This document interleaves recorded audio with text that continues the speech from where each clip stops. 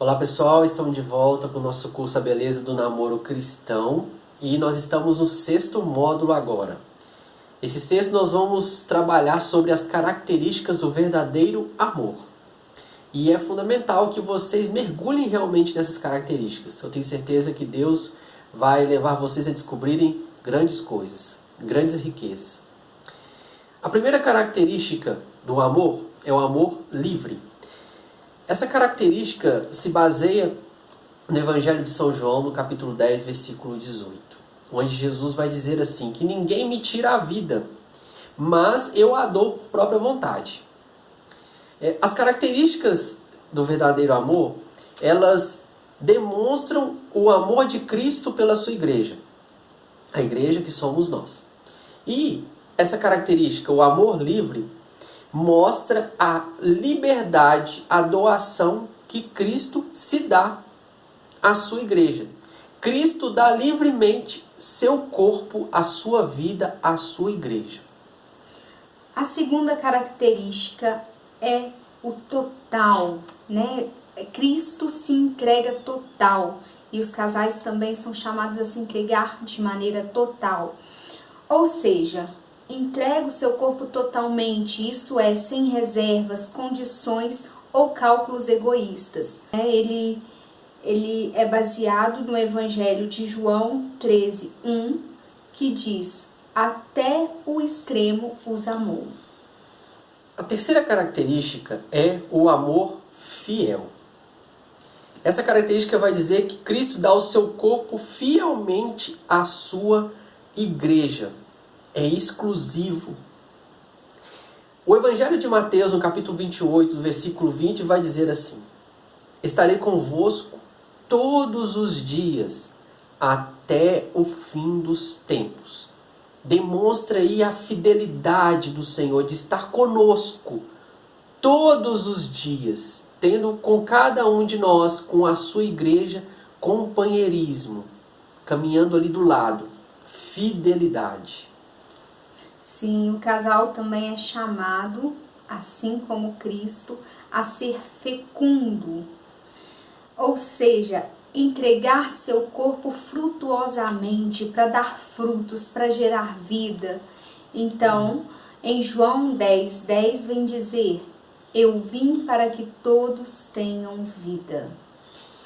Nós colocamos aqui para vocês as 4 características do amor de Cristo pela sua igreja. Essas características são fundamentais que, ao olharmos bem a relação entre homem e mulher, como nós já mencionamos anteriormente, ela traz a imagem de amor da Trindade, de comunhão. A imagem do casamento entre homem e mulher revela Deus, revela essa comunhão de amor que é Deus. E o nome para esse tipo dessas características tem um nome específico. E esse nome, para esse tipo de amor, se chama matrimônio. E é isto que um noivo e uma noiva fazem diante do altar. Nós vamos ver agora o rito do matrimônio e como que tudo isso vai se encaixando. E vocês vão vendo a beleza do que está sendo mostrado a vocês. Sim. O celebrante, né, ele pergunta aos casais de noivos que estão ali já recebendo o sacramento do matrimônio, né, se eles vieram aqui livremente e de todo o coração, sem reserva, para vos entregardes um ao outro em matrimônio? É uma das perguntas que o celebrante faz aos noivos. A outra pergunta é, prometeis ser fiéis até a morte? E a terceira pergunta é, prometeis receber amorosamente os filhos que Deus vos mandar? E noivo e noiva, cada um por sua vez, responde sim. Este sim é expressado de maneira concreta com os seus corpos.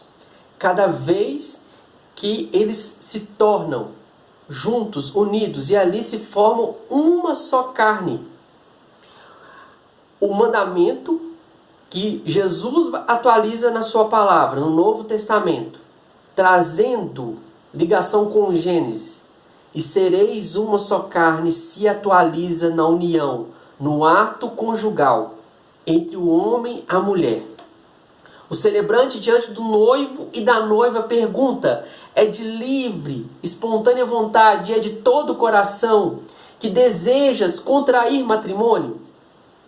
O noivo responde: sim. A noiva: sim, é de livre, sem nenhuma obrigação, sem nenhum peso na consciência, livre. Depois promete ser fiel na alegria, na tristeza, na saúde, na doença, por todos os dias da vida, total, sempre, definitivo. Depois ele vem e pergunta ao noivo e à noiva: vocês prometem receber amorosamente os filhos que Deus vos mandar? Receber os filhos, fecundo, produzir frutos. Nós vemos aí dentro desse rito do consentimento as 4 características que permeiam esse amor verdadeiro, que nós chamamos de matrimônio.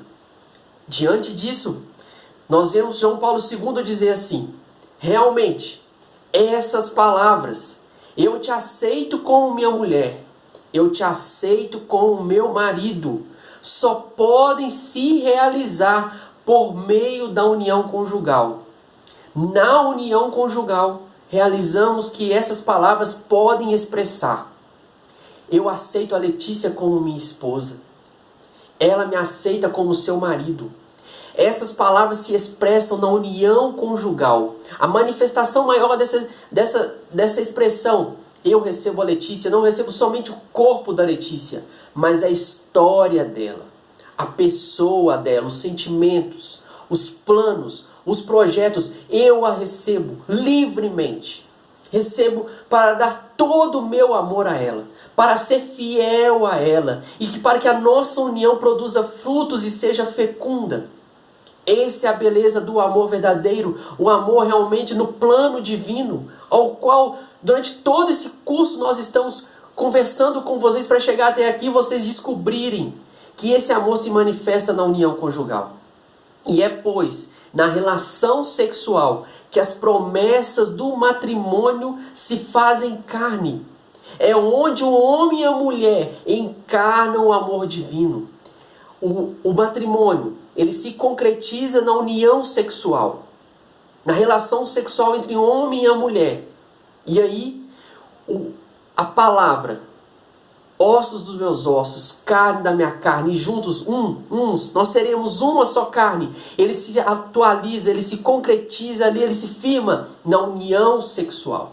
Porque ali, dentro do matrimônio, não é essa união de corpos, mas é uma união de almas, de corações, de sonhos, de projetos, de 2 pessoas que se unem com a bênção de Deus e da igreja. Diante disso, nós só temos que olhar para essa beleza e louvar ao nosso Deus, de tamanha maravilha que Ele nos permite viver. Depois dessa caminhada, ao longo desse curso, você foi percebendo que como caminhar com Deus tem mais significado, dá mais sentido. E ao tomarmos posse dessas características, que ao qual a igreja nos ensina, nós podemos viver a plenitude do amor e trilhar um caminho certo. Sim. São João Paulo II chega a descrever que o corpo e a união sexual como uma profecia. E profeta é aquele que fala por Deus. Então, o nosso corpo e a relação, a união entre o homem e a mulher, ali através do sexo, né, é uma profecia. É Deus que fala através desse ato, que é esse ato que nós falávamos, né, da entrega de Cristo na cruz, que reflete na vida do casal. É necessário diferenciar os verdadeiros dos falsos profetas. Se podemos dizer com o nosso corpo, com ele também podemos mentir. A partir dessa luz que é jogada, que é colocada sobre nós, que nós somos profetas, que o nosso corpo fala e tem uma linguagem, nós também podemos mentir com o nosso corpo. E quem que nos leva a mentir no plano espiritual? Nós sabemos que na palavra de Deus vai dizer, Jesus vai dizer, quem é o pai da mentira? É o demônio. O demônio é o pai da mentira. E ele faz tudo quanto para que nos leve, nos conduza a falar a mentira através do nosso corpo. A falar a sua linguagem. A falar a mentira através dos nossos gestos, das nossas palavras, das nossas ações. Mas por quê? Por que ele nos leva a falar mentira com o nosso corpo? A usar a linguagem da mentira no nosso corpo para nos afastar do grande mistério da união de Cristo com a sua igreja. Isto é, para nos privar da vida eterna. Ele usa da criação mais linda que Deus colocou em nós, que é a nossa afetividade e sexualidade. Do meio para onde Deus gera vida. Que nós somos contribuintes, vamos dizer assim, na criação. Ele usa para mentir, para nos afastar desse grande mistério, para ter a nossa visão ofuscada diante da entrega de Cristo pela sua igreja. E isto nos priva, nos separa, nos afasta da vida eterna. E todas as perguntas sobre a moral sexual se resumem a uma bem simples. Será que este meu procedimento retrata um amor livre, total, fiel e fecundo? Se a resposta for negativa, temos um amor falso que nunca será capaz de nos satisfazer. A partir dessas 4 características, trazendo para a nossa realidade de hoje, nós temos um direcionamento, setas claras de como podemos nos guiar e nos conduzir. E aqui nós vamos para as coisas práticas. Situações que mentimos com o nosso corpo. Quando nós olhamos para o vício da masturbação. A masturbação, que é um ato, é um fechamento egoísta de si mesmo. Vai dizer o Catecismo da Igreja Católica que é um ato intrinsecamente desordenado. É um ato realmente de total entrega a outra pessoa? É um ato de fecundidade, de abertura à vida? Não, a masturbação é um ato egoísta. Então nós vemos aí que é declaradamente uma mentira que nós fazemos com o nosso corpo. Nós também temos a pornografia, que é uma ofensa à castidade, porque ela desnatura o ato conjugal, que é o ato de entrega, de doação do casal. É um grave atentado contra a dignidade das pessoas que a praticam. Ela gera um mundo fantasioso e fictício no casal. Não há inteireza. E aí nós já vemos já que a pornografia já elimina uma das características total. Porque quando eu uso da pornografia com a outra pessoa, eu não estou todo inteiro para ela, mas eu estou com a cabeça também e com o olhar também naquela imagem. A pornografia também não me leva a ser fiel. Porque eu vou trair a minha esposa, o meu marido, na mente com a outra pessoa. É uma traição. Por isso, a pornografia é uma degradação sexual.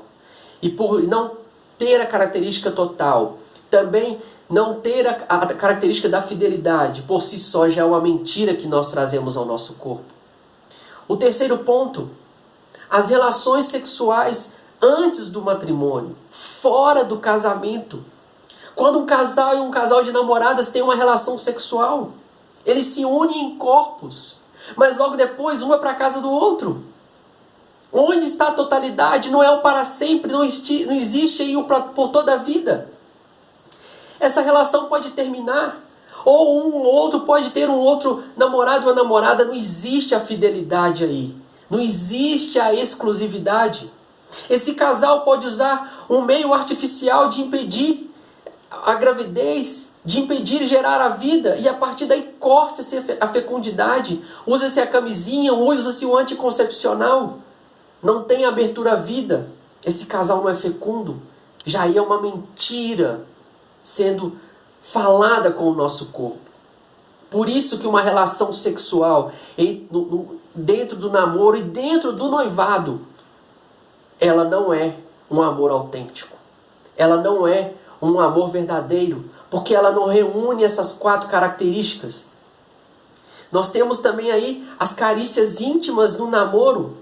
Essas carícias íntimas são preparações para o ato sexual. E nós já vimos aqui no curso que o ato sexual deve ser vivido dentro do casamento, dentro do matrimônio.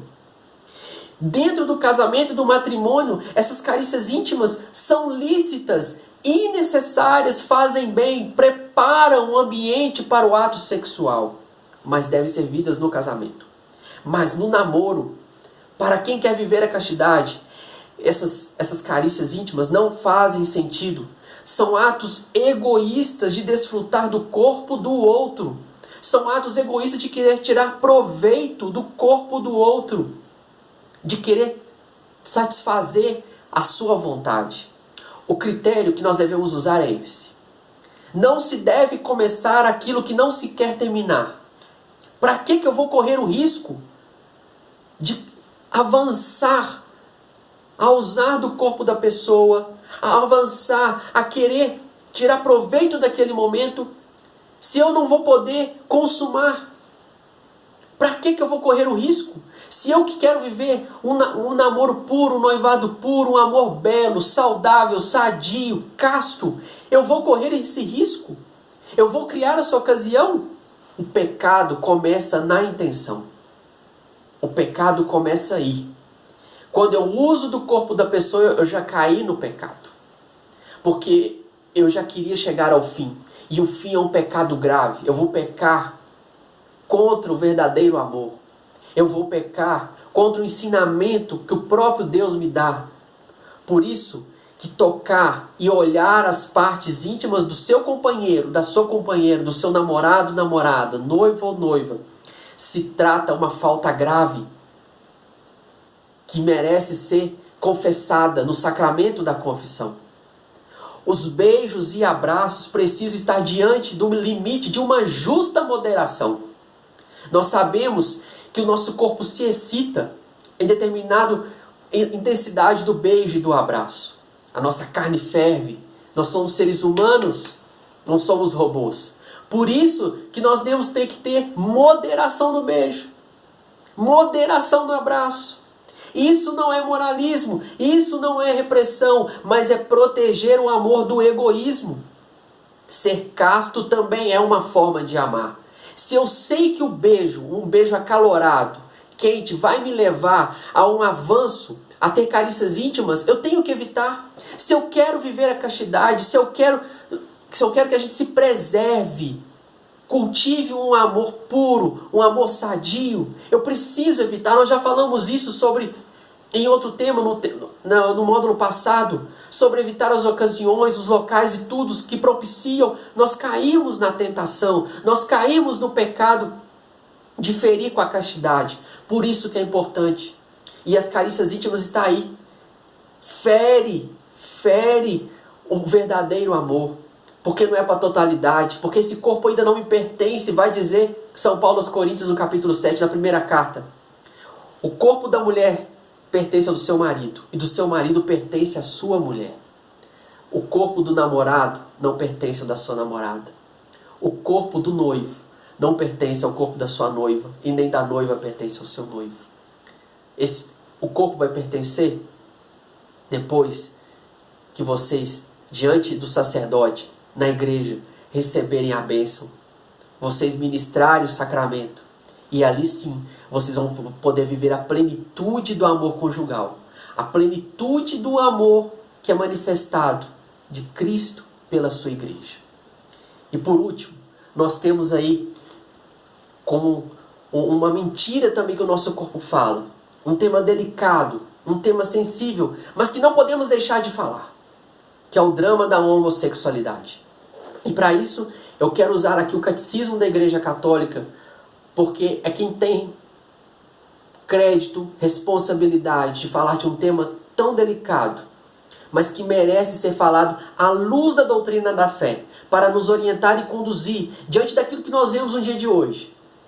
Nós sabemos, nós amamos aqueles irmãos que têm a tendência homossexual. Mas a palavra de Deus, o ensinamento da doutrina, o magistério da igreja, são bem claros naquilo que vão dizer. E assim o catecismo, no capítulo 23:57, vai nos ensinar. Permita-me ler. A homossexualidade designa relações entre homens e mulheres que sentem atração sexual exclusiva ou predominantemente por pessoas do mesmo sexo. A homossexualidade se reveste de forma muito variáveis ao longo dos séculos e das culturas, apoiando-se na Sagrada Escritura, que os apresenta como depravações graves. A tradição sempre declarou que os atos de homossexualidade são intrinsecamente desordenados.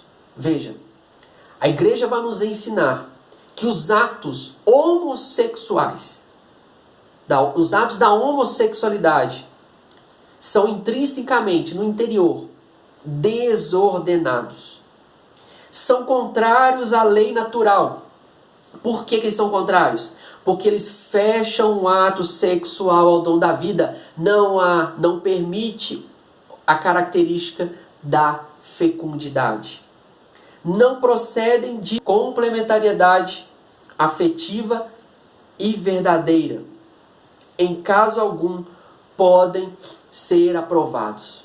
Nós vemos lá no Gênesis a criação do homem e da mulher se complementando.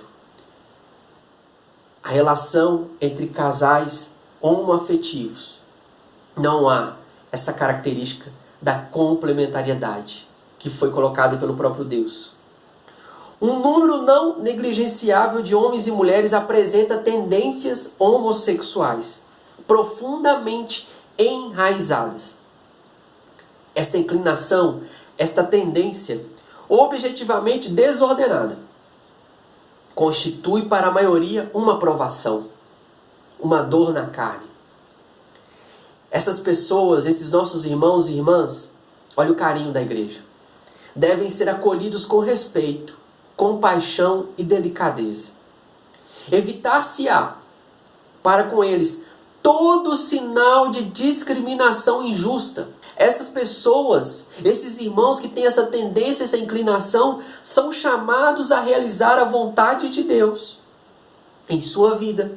E se forem cristãs, a unir ao sacrifício da cruz do Senhor as dificuldades que podem encontrar por causa da sua condição. Vejam que belo ensinamento da nossa igreja.